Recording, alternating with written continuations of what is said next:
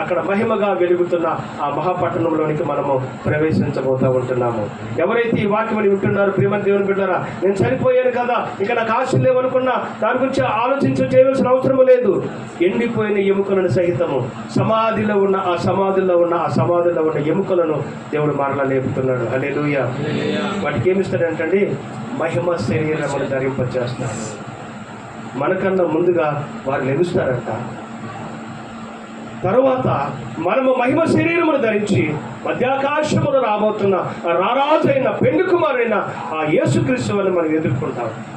రెప్పపాటులో జరిగే కార్యక్రమానికి దేవుడు మనం సిద్ధపరచును గాక. హల్లెలూయా. ఎండిపోయిన ఎముకలు సమాధిలో ఉన్న వాటిని దేవుడు ఏం చేస్తున్నాడంటండి?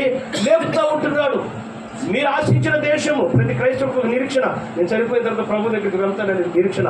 ఆ నిరీక్షణ కలిగిన ఆ దేశంలోనికి మిమ్మల్ని నడిపిస్తాను. అప్పుడు నేను మీ దేవుడిని మీరు